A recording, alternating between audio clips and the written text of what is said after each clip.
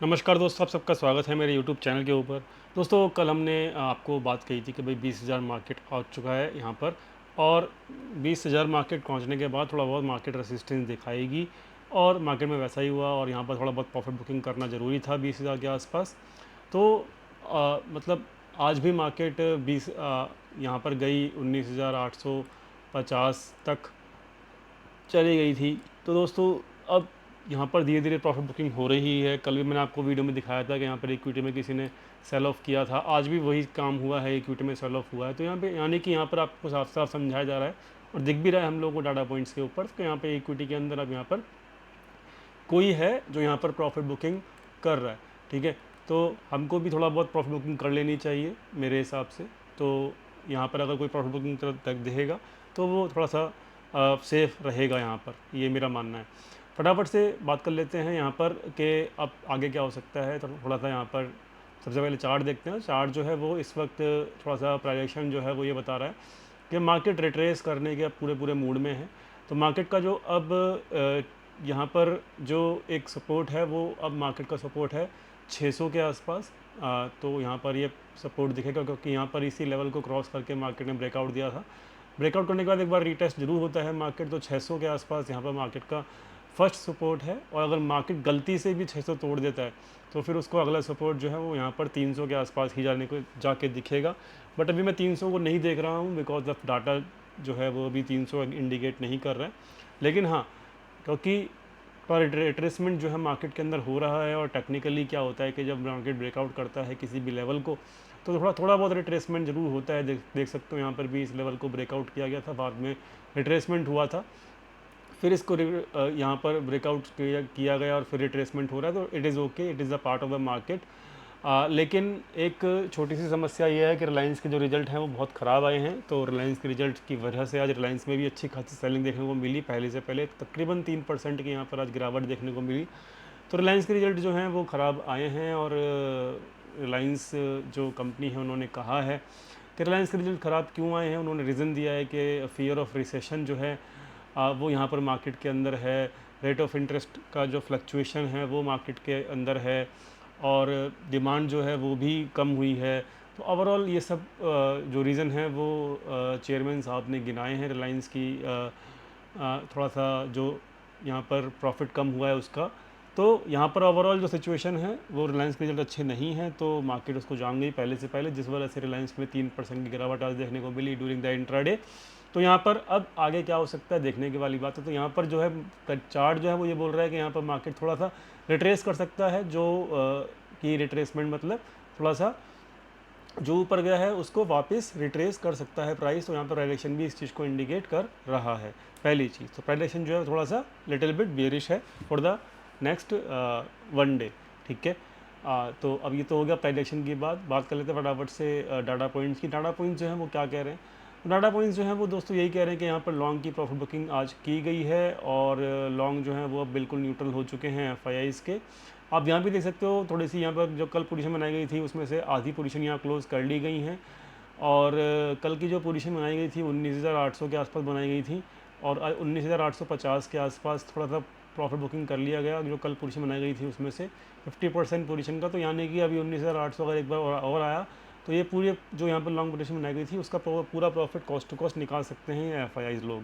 ठीक है, तो ये प्रॉफिट बुकिंग कर रहे हैं। इक्विटी मतलब अभी देखना पड़ेगा क्या है उनका आज डाटा, लेकिन फ्यूचर्स में कर रहे हैं। और वैसे भी एक्सपायरी है, एक्सपायरी का जो ड्रामा है वो हमने कल डिस्कशन किया भी था कि एक्सपायरी जो है लास्ट वीक के अंदर प्रॉफिट बुकिंग जरूर होती है। तो ठीक है, अच्छी है profit booking is the part of the game. Retail जो है वो यहाँ पर बेरिश से बुलिश हो गया, तो डाटा जो है वो इस वक्त ओवरऑल नेगेटिव माना जाएगा। क्यों? क्योंकि डाटा जो है वो ये कहता है कि रिटेल ट्रेडर के अगेंस्ट मार्केट जाता है। ठीक है, तो ओवरऑल सिचुएशन जो है वो यही है कि अभी डाटा जो है नेगेटिव माना जाएगा। ठीक है, तो ये हो गया डाटा। और एक बात और बतानी थी आपको कि यहाँ पर हमने कल डिस्कशन किया था कि यहाँ पर जो एवरेज है वो है 19,737 आज का। कल का जो एवरेज था 19,690 था। तो हम लोगों ने ये कहा था कि भाई एक्सपायरी से पहले वो 690 यानी 700 के आसपास तक मार्केट को जरूर लेके आ सकते हैं एफ वापस घुमा के। लेकिन ये तो आज ही लेकर आ गए थे, तो इनको कोई ज़्यादा मशक्क़त नहीं करनी पड़ी, तो गैप डाउन भी हुआ, गैप डाउन के बाद नीचे भी लेकर आ गए। तो ओवरऑल अब जो इनका आज भी, क्योंकि इन्होंने शॉर्ट पोजीशन ऐड की है एफआई ने, तो इनका जो एवरेज लेवल है वो यहाँ पे 19,737 हो चुका है। ओवरऑल जो ये प्रॉफिट बुकिंग कर रहे हैं लॉन्ग के अंदर, तो इसमें ये आराम से 700-800 पॉइंट के प्रॉफिट में बैठे हुए हैं। कौन? एफआईआईज, ठीक है। तो एफआईआईज ओवरऑल दोनों तरफ की पोजीशंस को प्रॉफिट में लेकर आने की पूरी कोशिश कर रहे हैं। तो ये हो गया डाटा। तो डाटा जो है नेगेटिव है फिलहाल, प्राइजेशन जो है वो भी नेगेटिव है, और आपको ये समझाया गया था, डेली बेसिस के ऊपर समझाता हूँ कि यहाँ पर ये चीज़ देख लिया करो, आपको हेल्प मिलेगी। और वेबसाइट पे आपको देता हूँ। तो ड्यूरिंग द इंट्राडे क्या हो रहा था कि यहाँ पर इक्विटी में सेल ऑफ हो रहा था, जो कि पूरा दिन दिखा हमको। तो ठीक है, इक्विटी में सेल ऑफ हो रहा है, प्रॉफिट बुकिंग हो रही है, जो कि कल डिस्कशन किया था। तो it is going as per the analysis only. यहाँ पर फटाफट से ऑप्शन चेन देख लेते हैं। ऑप्शन चेन जो है वो क्या इंडिकेट कर रही है? ऑप्शन चेन ये इंडिकेट कर रही है कि यहाँ पर जो है कोई ना कोई पोजीशन होल्ड करके बैठा हुआ है 19,700 की। तो ये जो 19,700 की जो कॉल राइटिंग है, ये कौन कैरी करके गया है? ये गए हैं कैरी करके FII, as per their data.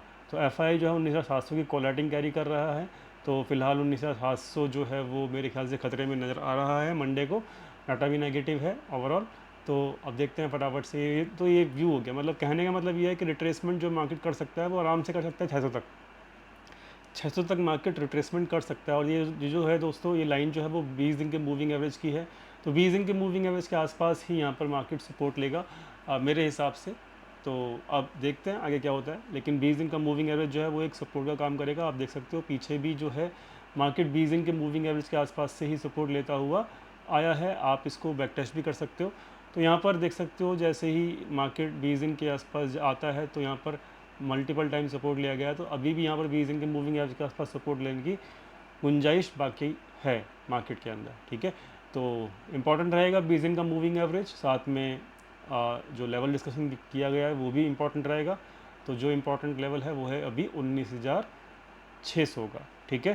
तो ये हो गया एनालिसिस। बात करते हैं फटाफट से बैंक निफ्टी। तो बैंक निफ्टी क्या बोलता है वो भी फटाफट से चेक कर लेते हैं।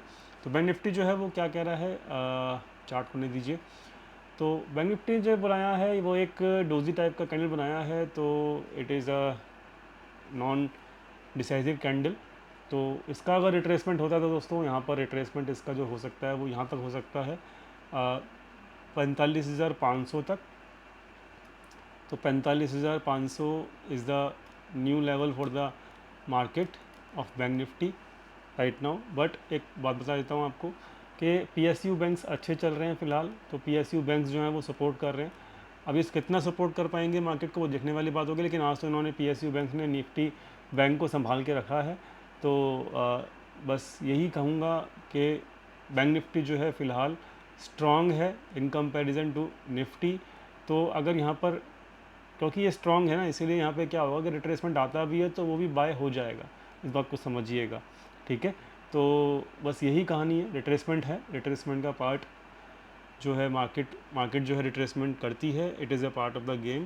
तो यहाँ पर रिट्रेसमेंट अगर होती है तो बैंक निफ्टी पहले शूट आउट होना शुरू कर देगा। इस बात को ख्याल रखना, रिट्रेसमेंट जब कंप्लीट हो जाएगा। तो रिट्रेसमेंट होने दीजिए, वेट करिए, पेशेंस रखिए, मार्केट को अपना एक्टिव जो उनको स्टेप उठाना है उठाने दीजिए मार्केट को, उसके बाद ही प्रॉपर एक्टिव हम होंगे, ठीक है। बट अभी जो है सिचुएशन मैंने आपको समझा दी है। और फिलहाल इतना ही। वीडियो समझ में आ गया होगा। वीडियो समझ में आया प्लीज़ लाइक कीजिएगा, दोस्तों के साथ शेयर कीजिएगा, चैनल को सब्सक्राइब करना मत भूलिएगा। मिलते हैं मिलते हैं मंडे को मिलते हैं अपने फ्री टेलीग्राम चैनल के ऊपर। Thank you so much for watching this video. Thank you.